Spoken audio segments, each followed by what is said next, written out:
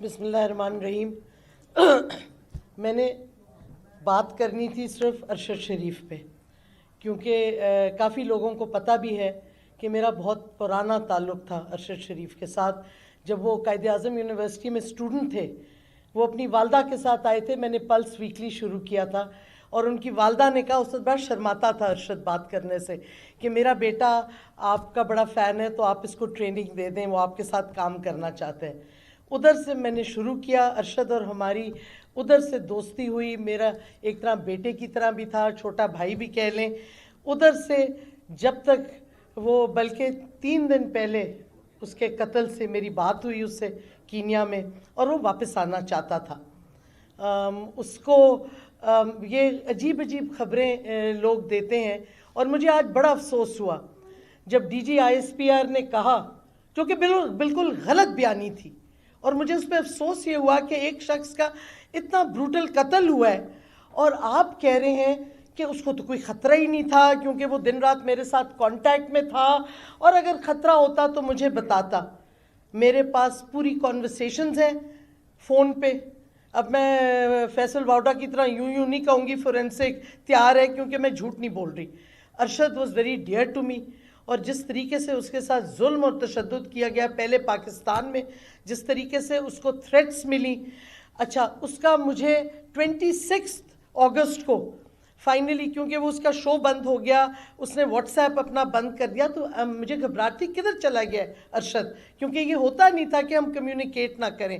26 اگست کو اس کو میں نے پھر میسیج بھیجا ٹویٹر کے ڈی ایم پہ، بیکاز ٹویٹر پہ میں دیکھ رہی تھی کہ ہی واز اسٹل پریزنٹ.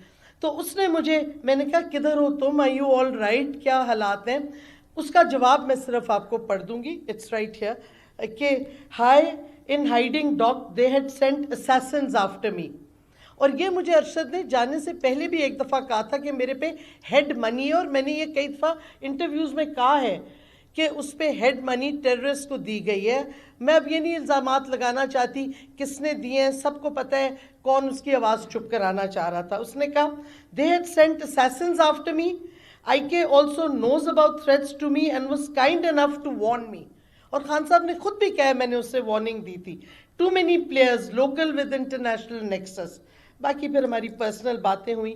اس کے بعد 1 اکتوبر کے لگ بھگ وہ واپس واٹس ایپ پہ آیا، اور اس وقت بھی بات چیت ہوئی. اور میں نے اس وقت صرف اتنا پوچھا تھا کہ تم جو وی لاگ ہروس کر رہے ہو اور جو بیک گراؤنڈ تمہارا ہے، اگر تم ہائیڈنگ میں ہو تو اس بیک گراؤنڈ سے لوگ ٹریس نہ کر لیں تم کدھر ہو. مجھے کیا پتا تھا کہ آلریڈی لوگوں نے ٹریس کر لیا تھا. لیکن یہ کہنا، ایک شخص جس نے آرمی پہ اتنی ویڈیوز اور پروگرامز بنائے، جس کے مجھے یاد ہے ابھی تک وہ دن when his father died of a heart attack، اور پھر اس کا بھائی جو آرمی میڈیکل کور کے ڈاکٹر تھے، آتے ہوئے ان کا ایکسیڈنٹ ہوا. وہ دن مجھے ابھی تک یاد ہے. میں جب ان کے گھر گئی، اتنی انہوں نے سیکریفائسز دی، اور آپ آج بیٹھ کے کہہ رہے ہیں جی کوئی تھریٹ ہی نہیں تھی ارشد شریف کو، نہیں تو وہ مجھے بتاتا، اس کو کون تھریٹن کرتا. اس کے فیملی میں تو یہ تو صحیح بات ہے، غازی اور شہید بھی بہت ہیں، ہم ان کی عزت کرتے ہیں. خیر عزت تو آپ نے کیا دکھائی، اس کی شہادت آپ نے کروا دی. اس کو بروٹل ٹارگیٹڈ مرڈر جس نے بھی کیا ہے، وہ وہی ہیں جنہوں نے تھریٹن کیا. اور اب ہمارے ادارے کہہ رہے ہیں جی کوئی تھریٹ ہی نہیں تھی، یعنی کہ ایسے ہی وہ چلا گیا.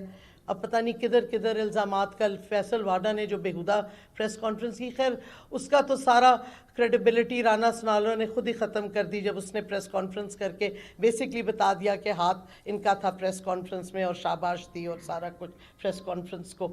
تو یہ میں سمجھتی ہوں کہ اور بھی بہت شواہد ہیں ہمارے پاس، اور جوڈیشل کمیشن بنے. حالانکہ کمیشنز جو بنی ہیں، دیکھیں حامد میر کے قتل پہ بھی، وہ قتل نہیں سوری، اس کی جو گولیاں لگی تھیں، بڑی پاورفل کمیشن بنی تھی، پتہ نہیں کدھر چلی گئی رپورٹ اس کی.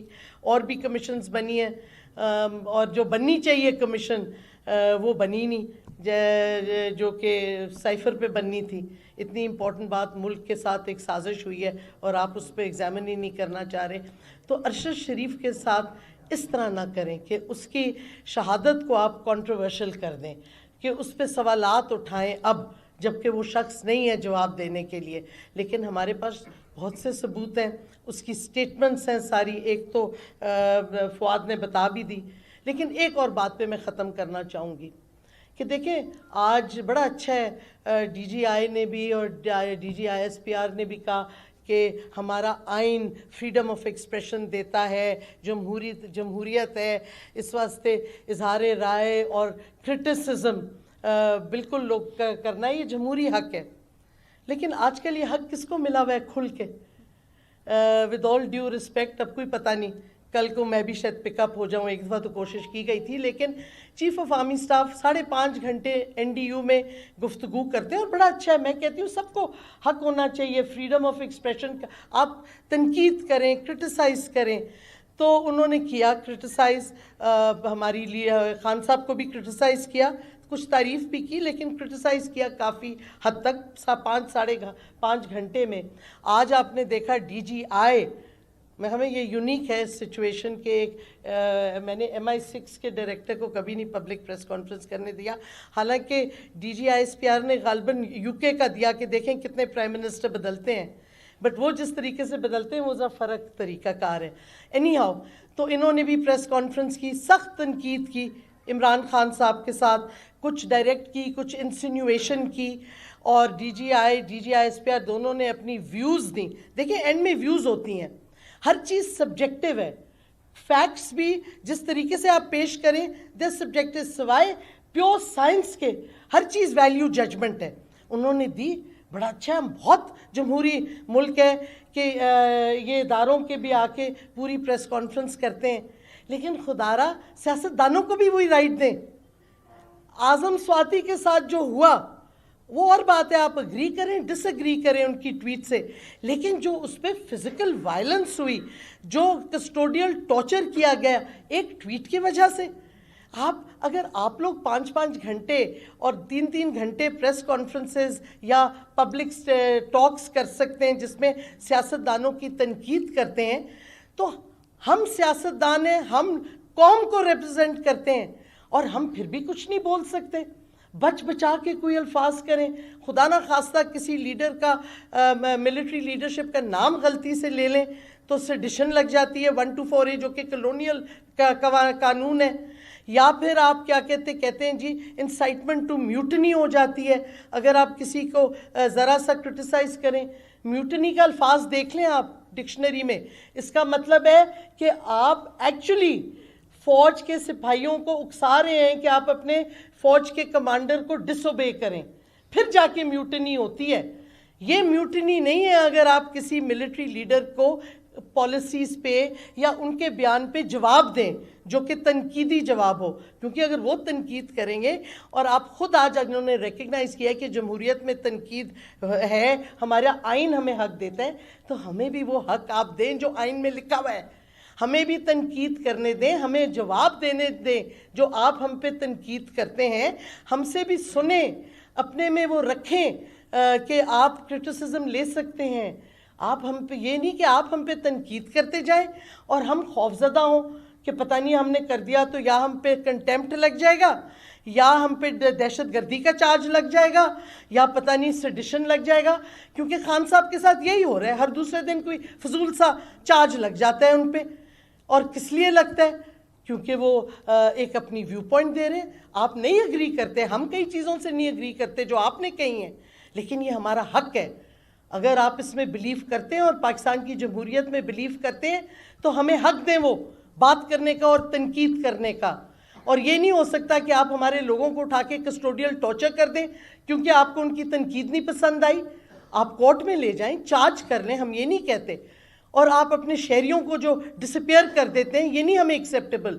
جمہوریت ہے یا یہ جو فواد نے کہا آدھا تیتر آدھا بٹیر نہیں ہو سکتا، یا جمہوریت ہے اس ملک میں یا نہیں ہے. اسی واسطے ہم عمران خان کے ساتھ آج کھڑے ہیں اور حقیقی آزادی کا مارچ جو ہمارا پرامن ہوتا ہے ہمیشہ، کیونکہ ہمارے ساتھ تو فیملیز ہماری آتی ہیں، ہم کریں گے انشاءاللہ. کل سے شروع ہے اور ہمیں امید ہے کہ سارے ریاستی ادارے عزت رکھیں گے آئین کی اور آئین کے مطابق چلیں گے، جس میں ہمارا جمہوری حق ہم ایکسرسائز کر رہے ہیں پرامن طریقے سے، حقیقی آزادی کا. شکریہ.